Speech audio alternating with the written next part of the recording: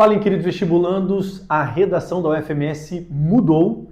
E o que ela mudou?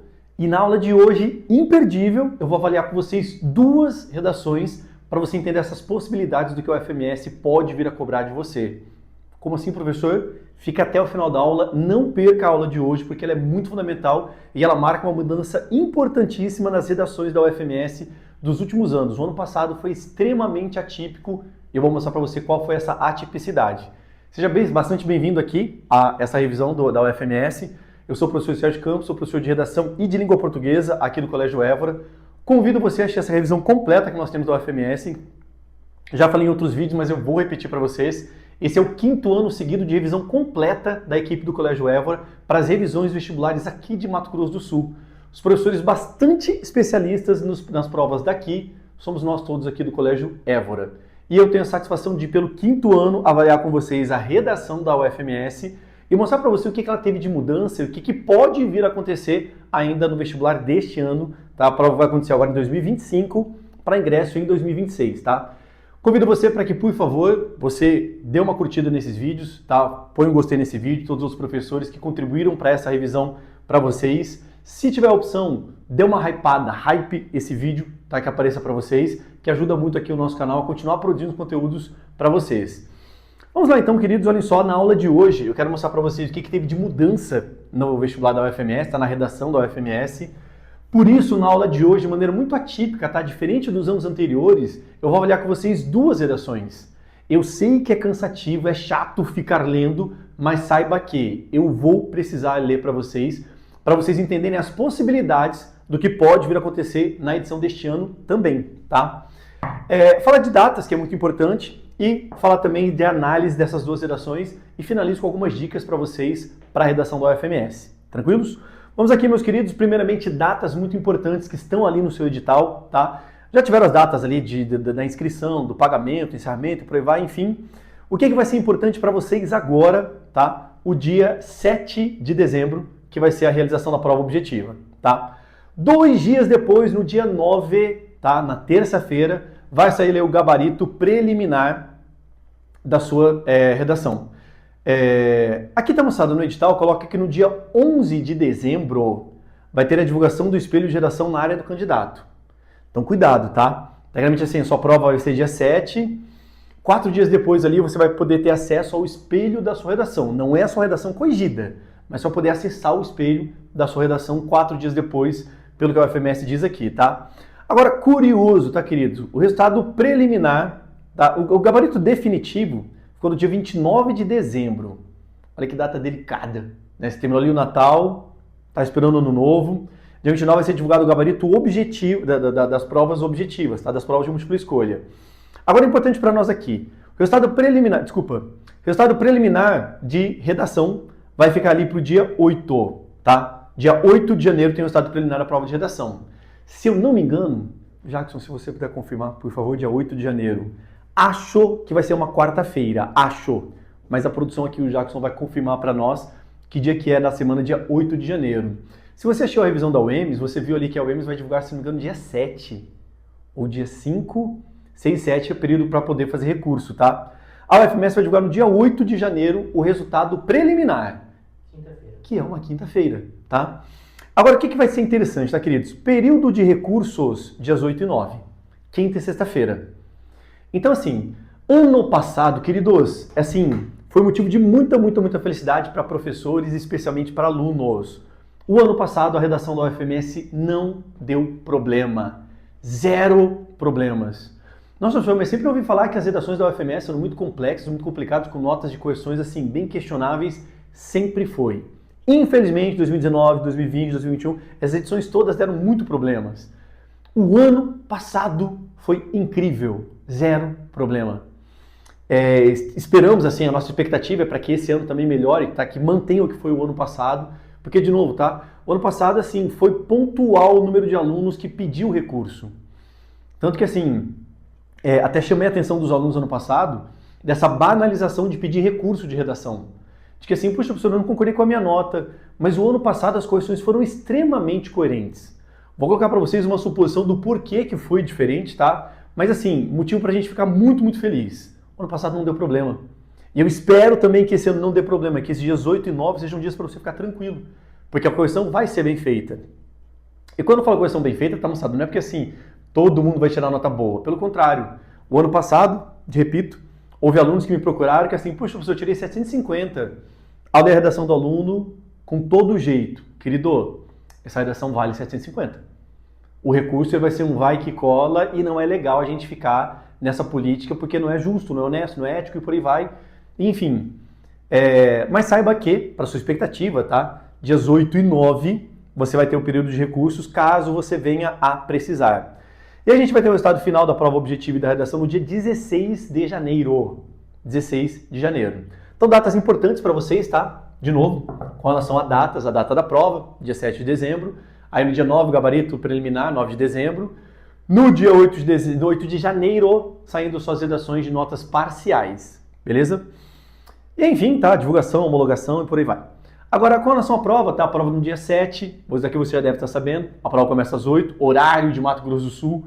Muito cuidado, tá? O pessoal que vem de São Paulo, de Goiás, do Paraná. Mato Grosso coincide, né, com o horário aqui de Mato Grosso do Sul. Mas, mais uma vez, pelo horário local, a prova começa às 8.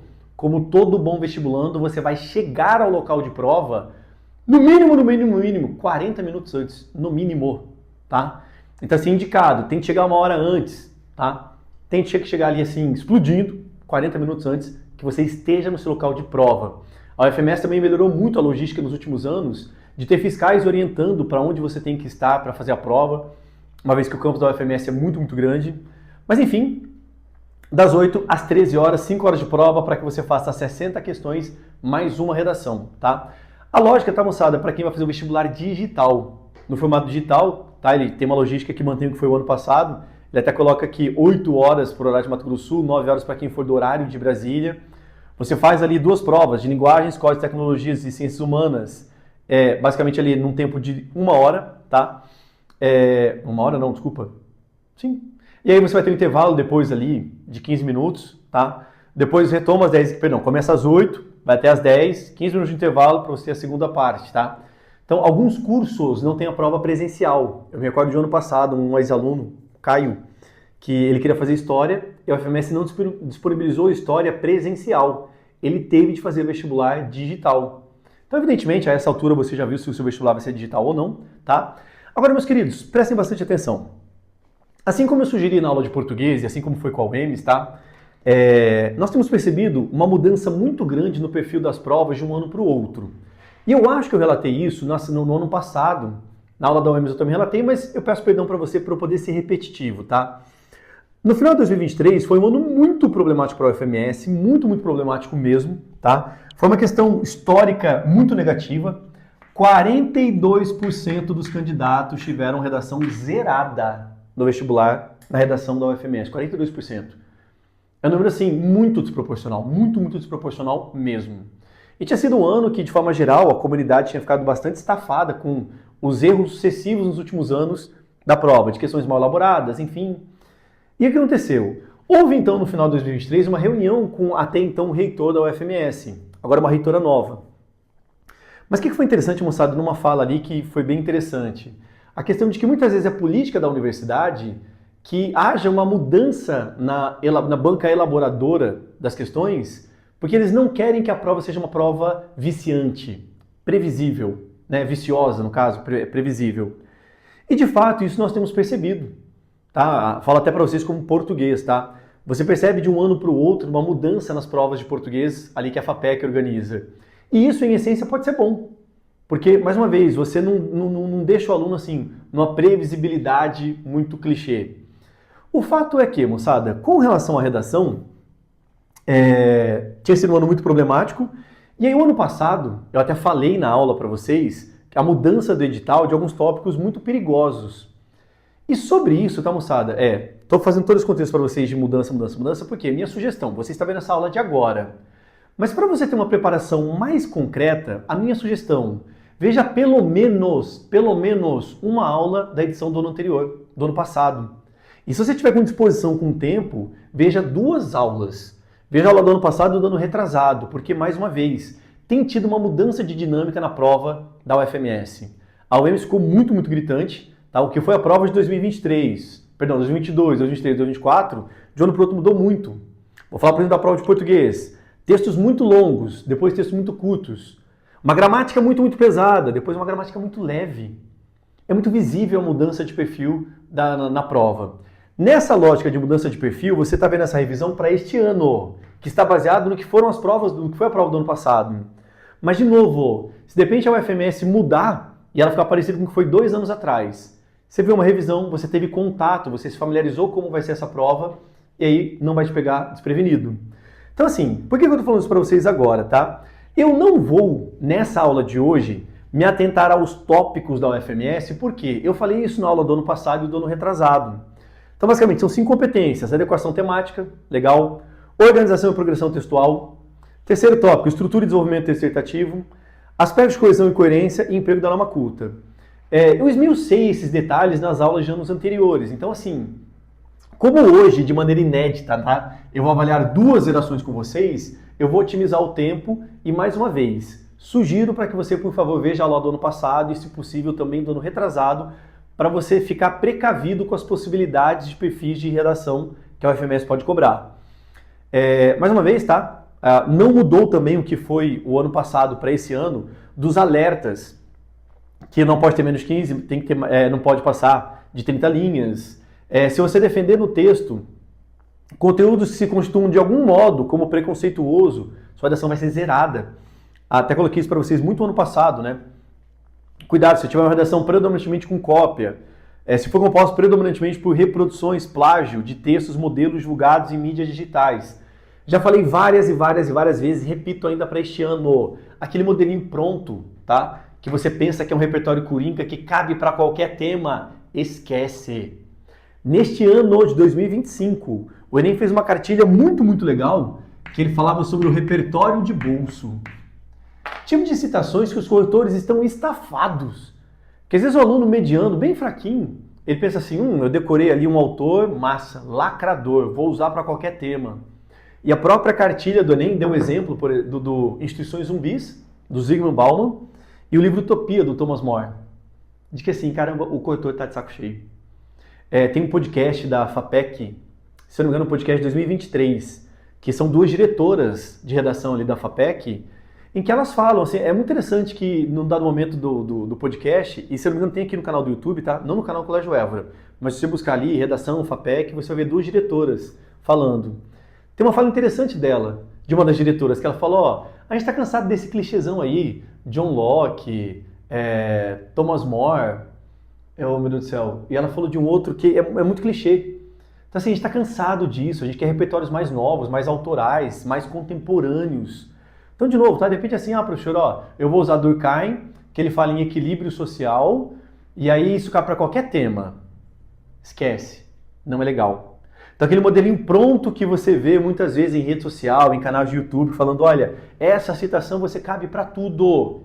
Esqueça, não faça isso. Fui muito enfático com isso ano passado, continuo sendo enfático com isso hoje, tá? Não faz isso, tá? Não pegue um modelo pronto e tente encaixar, porque a FAPEC há muito tempo não privilegia esse tipo de modelo de redação, tá? E, enfim, adequação temática, esses tópicos todos, tá, vocês já viram, e aí eu vou passar para vocês, tá? E outra novidade também interessante, eu vou mandar esse slide aqui para o pessoal da produção, e eu vou pedir para que aqui na descrição deste vídeo, tá, você possa ter acesso a esses slides aqui.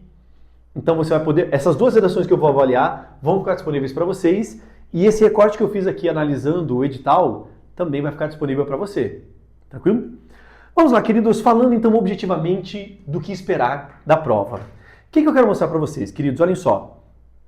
De 2022 para 2023, 2023 para 2024, tá? Esses foram os temas do vestibular e passe, vestibular e passe. O que foi cobrado ali no ano de 2022? A cultura da paz e da não violência como alicerce para o verdadeiro desenvolvimento. Tem um tanto quanto estranho. A cultura da paz e da não violência. Mas, professor, qual que é a diferença entre paz e não violência? Paz não é ausência de violência? Os seus apoios não foram muito bons, não foram muito esclarecedores, tá?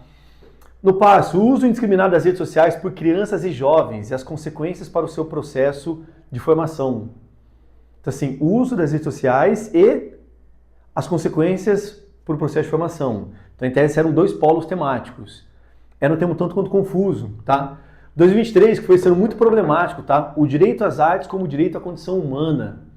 Um tema muito bom, realmente um tema difícil e que, de fato, muitos alunos fugiram do núcleo do tema, tá?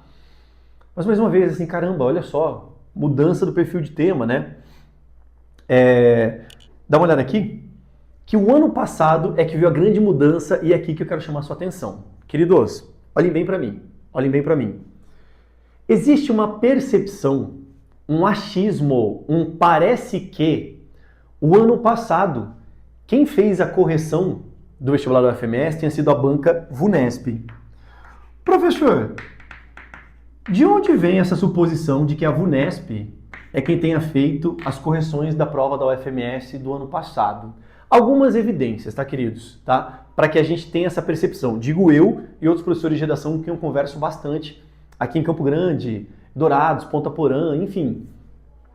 O que acontece, moçada?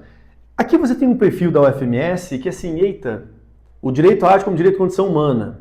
Então você tinha que ligar dois polos, direito à arte e condição humana. Cura, paz, não violência, verdadeiro desenvolvimento. Eram temas que não tinham um padrão, né?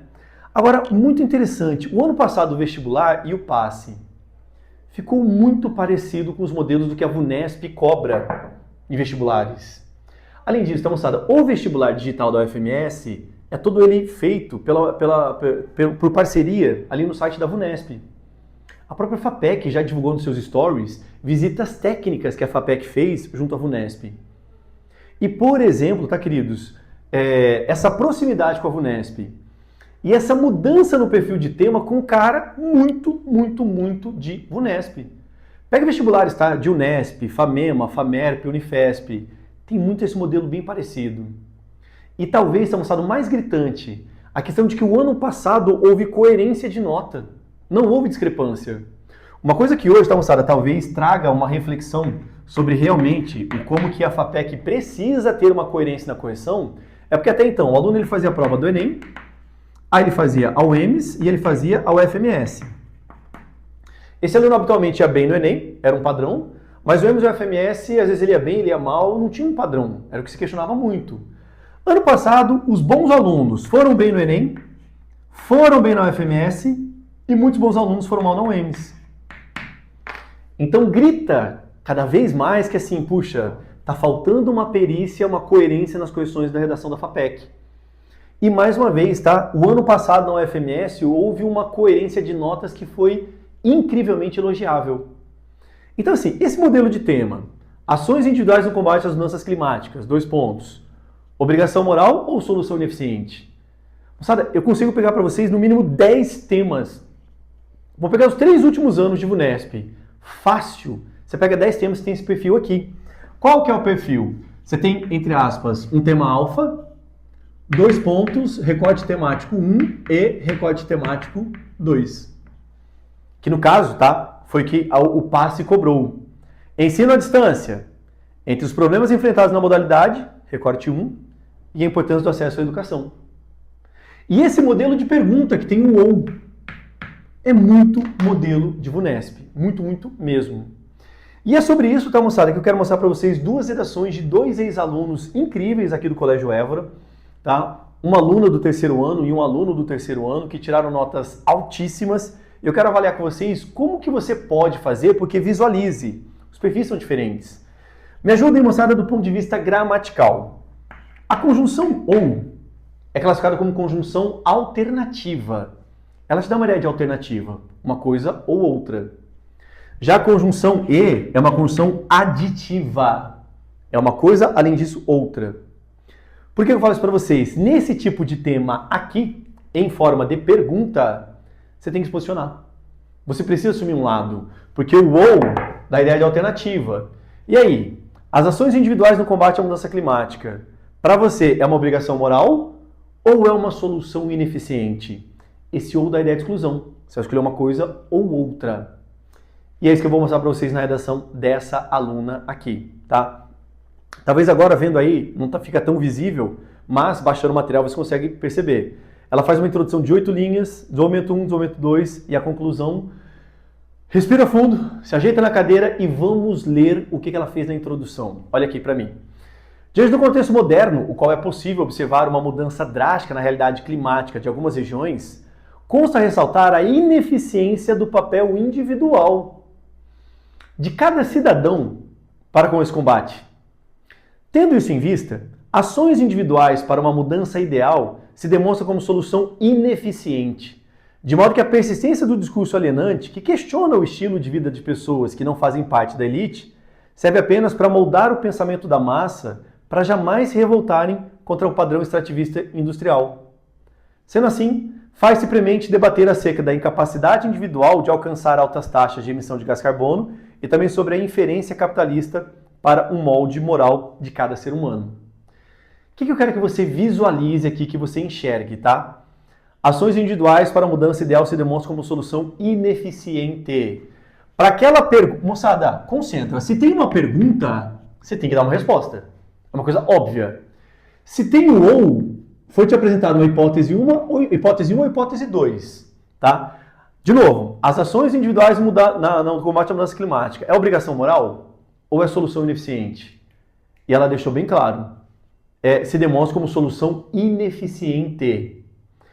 Na UFMS, se você vir um tema em forma de pergunta, você precisa, obviamente, responder a essa pergunta. E onde você vai responder? Na introdução.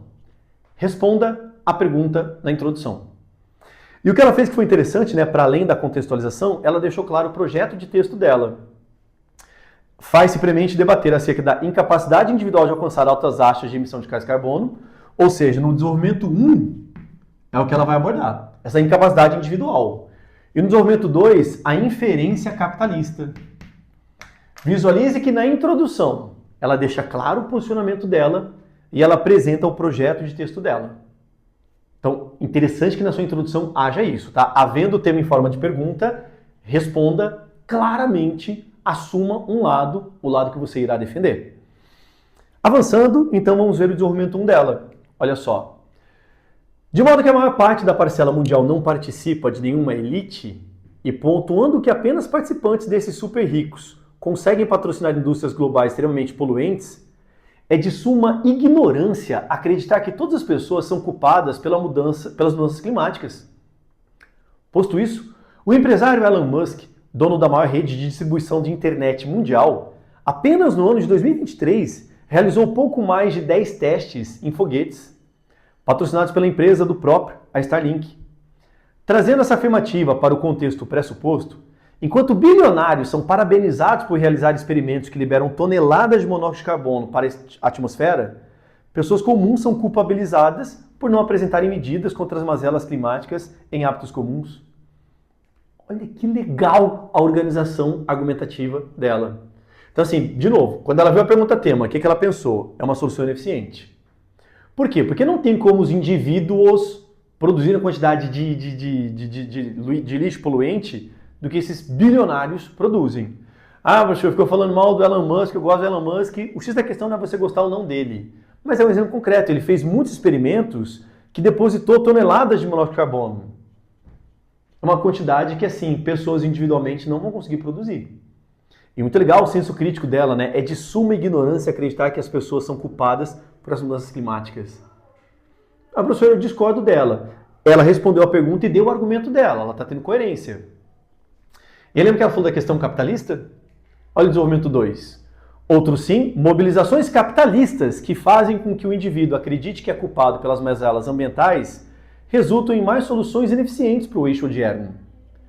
Segundo tal apontamento, propagandas que incentivam a sociedade a apenas mudar o padrão de vida cotidiano moldam o pensamento da massa para que acreditem que tais problemas podem ser solucionados apenas com breve redução no consumo de água, por exemplo.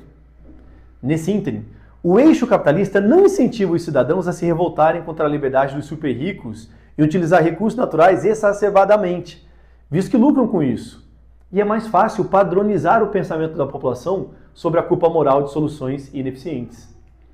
Mais uma vez, tá? O que ela bateu ali no projeto de texto dela, que era a questão capitalista, ela falou aqui, mobilizações capitalistas, e ela dá o exemplo dela, de que assim, é uma ideia muito marqueteira, de que assim, se você mudar pequenos hábitos, você vai mudar o planeta. Mas eu acho que com pequenos hábitos, se cada um fizer a sua parte, tudo bem que você ache isso. Se você achasse que seria uma obrigação moral, selecionar seus argumentos para embasar seu ponto de vista. O que ela fez, tá? Ainda que você queira contestar, é coerente. Ela defendeu um posicionamento e deu os dois argumentos para isso.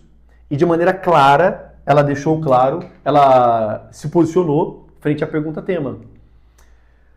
Por fim, entende, portanto, que o debate sobre ações individuais no combate às mudanças climáticas abrange a realidade de soluções pessoais ineficientes. Assim, é preciso que sempre seja ressaltada a incapacidade individual de alcançar a mesma taxa de emissão de carbono que empresas globais, visto que é impossível, em um ano, o indivíduo libere a mesma quantidade de toneladas de monóxido de carbono. Além disso, também é importante que haja um questionamento sobre o lado capitalista desse discurso, de modo que até hoje o posicionamento do próprio foi a manipulação moral das massas. Então, assim, texto completo.